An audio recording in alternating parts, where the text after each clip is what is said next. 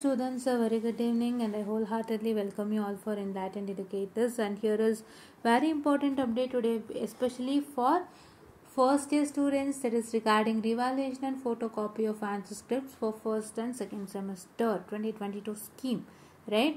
So ಈ ಒಂದು update ಬಗ್ಗೆ ನೋಡೋಣ. ಸೊ ಅದಕ್ಕೂ ಮುನ್ನ ನಮ್ಮ ಎಂಲೈಟೆಂಡ್ ಎಡ್ಯುಕೇಟರ್ಸ್ ಟೆಲಿಗ್ರಾಮ್ ಚಾನಲ್ನ ಫಾಲೋ ಮಾಡಿ, ನಿಮ್ಗೆ ಏನೇ ಬೇಕಿದ್ರೂ ಖಂಡಿತವಾಗಿ ಸಿಗುತ್ತೆ. ಆ್ಯಕ್ಚುಲಿ ಹಲವಾರು ಅಪ್ಡೇಟ್ಸ್ಗಳನ್ನ ಎಷ್ಟೋ ಸಲ ಸ್ಟೂಡೆಂಟ್ಸೇ ಹಾಕ್ಬಿಡ್ತಾರೆ. ಏನಕ್ಕೆ ಅಂತ ಹೇಳಿದ್ರೆ, ನಾವು ಕಾಲೇಜಲ್ಲಿ ಇರ್ತೀವಿ, ಸೊ ನಾವು ಕ್ಲಾಸಸ್ಸಲ್ಲಿ ಇರ್ತೀವಿ, ಸೊ ಅದ್ರ ಮಧ್ಯದಲ್ಲಿ ನಾವು ಇದೆಲ್ಲ ನೋಡೋದಕ್ಕಾಗಲ್ಲ. ಯಾವ ಪಾಯಿಂಟ್ ಆಫ್ ಟೈಮಲ್ಲಿ ಅದು ಅನೌನ್ಸ್ ಆಗುತ್ತೆ ಆ ತಕ್ಷಣ ಸ್ಟೂಡೆಂಟ್ಸ್ ಇಲ್ಲಿ ಗ್ರೂಪಲ್ಲಿ ಹಾಕ್ತಾರೆ.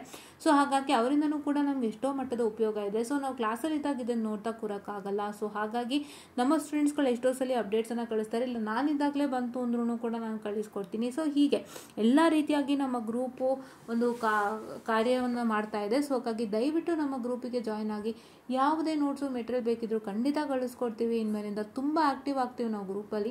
ಈಗ ಆಲ್ರೆಡಿ ಆ್ಯಕ್ಟಿವ್ ಇದ್ದೀವಿ, ಇನ್ನೂ ಹೆಚ್ಚಿನ ಒಂದು ಆ್ಯಕ್ಟಿವ್ ಅಂದರೆ ಇನ್ನೂ ಹೆಚ್ಚಿನ ಗ್ರೂಪನ್ನು ಬಲಪಡಿಸಲಿಕ್ಕೆ ಆ್ಯಂಡ್ ಇನ್ನೂ ಹೆಚ್ಚಿನ ಮಟ್ಟಿಗೆ ನಾವು ಯಾವ ರೀತಿಯಾಗಿ ಗ್ರೂಪನ್ನು ಇನ್ನೂ ಜನ ಜಾಸ್ತಿ ಮಾಡಬಹುದು, ಇನ್ನು ಏನೇನು ಮಾಡ್ಬೋದು ಸಾಧ್ಯನೋ ಅದನ್ನ ಖಂಡಿತ ಮಾಡೋಣ, ಆಯಿತಾ?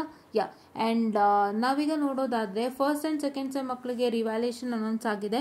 ಯಾವತ್ತಿಂದ ಅಂದರೆ 18/3/2025 ಸ್ಟಾರ್ಟ್ ಆಗಿ 20/3/2025 ಮುಗಿಯುತ್ತೆ. ಸೊ ನಾಳೆ 18, ನಾಳೆಯಿಂದ 20 ತನಕ ಇದೆ. ಆ್ಯಂಡ್ ಪೆನಾಲಿಟಿ ಆಫ್ ₹500 ಪೆನಾಲಿಟಿ, 500 ಪೆನಾಲಿಟಿ ಕೊಟ್ಟು ನೀವು ಕಟ್ಟಬಹುದು. ಇಫ್ ಇನ್ ಕೇಸ್ ನೀವು 20th ಆದಮೇಲೆ ಕಟ್ಟಕ್ಕಾಗಿಲ್ಲ, 20th ಒಳಗಡೆ ಕಟ್ಟಕ್ಕಾಗಿಲ್ಲ ಅಂತಂದರೆ 20th ಆದಮೇಲೆ ಕಟ್ಬೋದು. ಅದಕ್ಕೆ ಎಷ್ಟು ಅಂದರೆ ₹500 ಪೆನಾಲಿಟಿ ಇರುತ್ತೆ. That is 21/3/2025 to 22/3/2025. So ma'am revaluation ಹೇಗೆ, ಏನು ಎತ್ತ, ರಿವ್ಯಾಲ್ಯೂಯೇಷನ್ಗೆ ಎಷ್ಟು ಅಮೌಂಟ್ ಅಂತ ಕೇಳ್ಬೋದು. ರಿವ್ಯಾಲ್ಯೂಯೇಷನ್ಗೆ ₹600 ಆಗುತ್ತೆ, ಫೋಟೋ ಕಾಪಿಗೆ 400 ಆಗುತ್ತೆ. ಸೊ ರಿವ್ಯಾಲ್ಯೂಯೇಷನ್ಗೆ 600 ಅಂದರೆ ನಿಮ್ಗೆ ಎಷ್ಟು ಸಬ್ಜೆಕ್ಟ್ ಇದೆ ಅದನ್ನು ಇಂಟು ಮಾಡ್ಕೊಳ್ಳಿ, 600 ಇಂಟು ದಟ್ ಪರ್ಟಿಕ್ಯುಲರ್ ಸಬ್ಜೆಕ್ಟ್. 6 ಇದ್ರೆ 6 ಮಾಡ್ಕೊಳ್ಳಿ, 5 ಇದ್ರೆ 5 ಮಾಡ್ಕೊಳ್ಳಿ. ಅವಾಗ ಏನಾಗುತ್ತೆ ಅಂತಂದರೆ ನಿಮಗೆ ಅಪ್ ಟು 30,000 ತನಕ ಬರುತ್ತೆ. 5 ಇದ್ರೆ 600 5 30,000 ತನಕ ಬರುತ್ತೆ. ಅಪ್ ಟು 6 ಸಬ್ಜೆಕ್ಟ್ಸ್ ಇದ್ದು 6ನ ರಿವ್ಯಾಲ್ಯೂಯೇಷನ್ಗೆ ಆಗ್ತೀರಾ ಅಂತಂದರೆ ಇಟ್ ವಿಲ್ ಗೆಟ್ 600 ಇಂಟು 6 36,000 ಬರುತ್ತೆ, ಆ ಥರ. ಸೊ ಅಪ್ ಟು 36,000 ತನಕ ಬರುತ್ತೆ 6 subjects. And if you have only 5 subject it will come up to 30,000. So 600 into 5 600 into 6, ಆಯಿತಾ? ಸೊ ಈಗ ರಿವ್ಯಾಲ್ಯೂಯೇಷನ್ ಹೇಗೆ, ಏನು ಎತ್ತ, ಸೊ ತುಂಬ ಜನಕ್ಕೆ ಇದು ಗೊತ್ತಿರೋದಿಲ್ಲ. ರಿವ್ಯಾಲ್ಯೂಯೇಷನ್ ಅನ್ನೋಂಥದ್ದು ಹೇಗಿರುತ್ತೆ ಒಂದು VTUನಲ್ಲಿ ಅಂತ ಹೇಳಿಬಿಟ್ಟು ಫಸ್ಟ್ ಇಯರ್ ಮಕ್ಳಿಗೆ ಸ್ಪೆಷಲಿ ಇದು ಐಡಿಯಾನೇ ಇರಲ್ಲ. ಇದಕ್ಕೆ ನೀವು ಎಂಟ್ರ್ ಆಗ್ತಿರೋದು for the very first time, correct?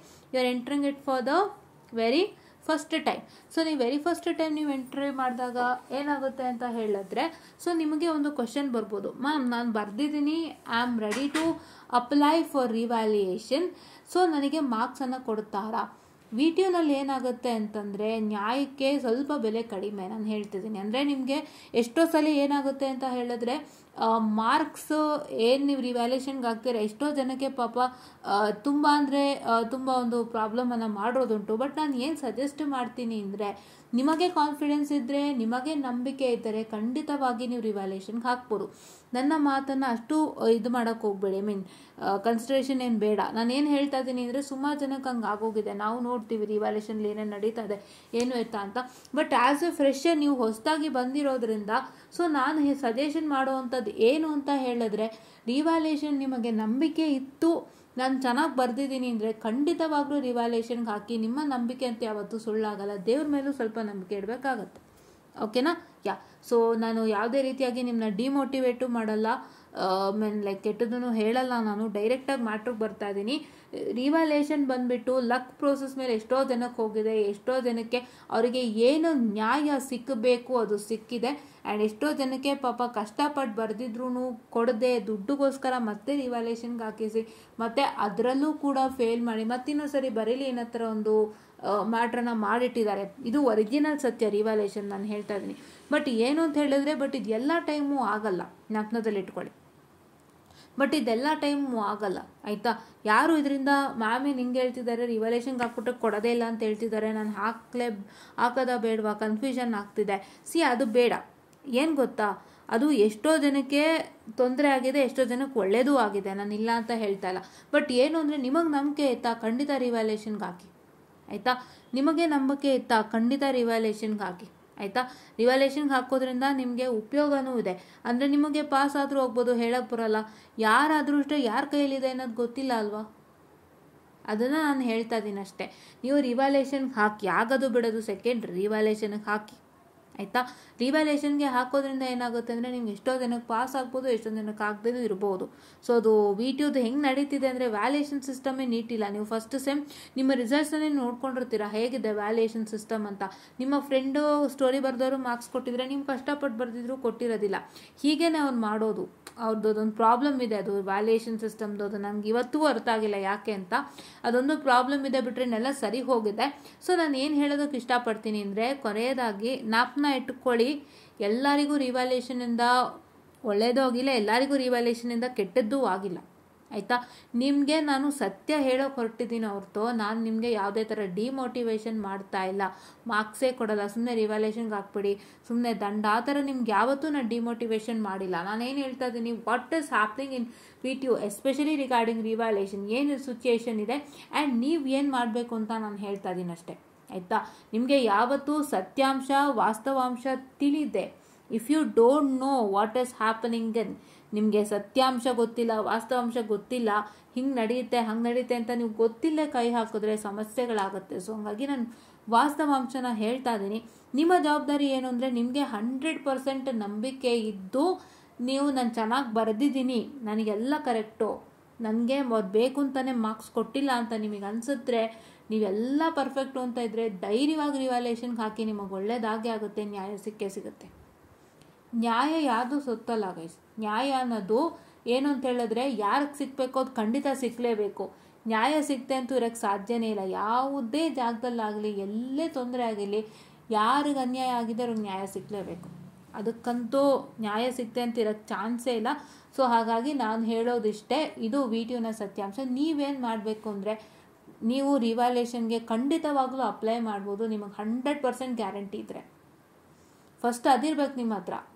ನೀವೇನು ಗೊತ್ತಾ, ಮ್ಯಾಮ್ ನಾವು ಬರೆದುಬಿಟ್ಟೆ ಮ್ಯಾಮ್, ನನಗೆ ಇಷ್ಟು ಮಾರ್ಕ್ಸ್ ಬರಬೇಕಿತ್ತು, ಆದರೆ ಅವರು ಇಷ್ಟೇ ಕೊಟ್ಟಿದ್ದಾರೆ ನೀವು ಹೇಳ್ಬಿಡ್ತೀರಾ. ಬಟ್ ಆದರೆ ಏನು ಗೊತ್ತಾ, ಎಷ್ಟೋ ಜನ ಪಾಪ ಏನು ನೀವು ಏನಂತ ಹೇಳ್ತಾರೆ, ಏನು ನೀವು ಬರೆದಿದ್ರೆ ಅದು ಸರಿ ಇರಲ್ಲ. ಎಷ್ಟೋ ಜನಕ್ಕೆ ಅವ್ರೇನು ಅಂದ್ಕೊಂಡಿರ್ತಾರೆ, ನಾನು ಸರಿಯಾಗಿ ಬರೆದಿದ್ದೀನಿ, ಐ ರಿಟನ್ ಎವ್ರಿಥಿಂಗ್ ಪ್ರಾಪರ್ಲಿ ಅಂತ. But that's not.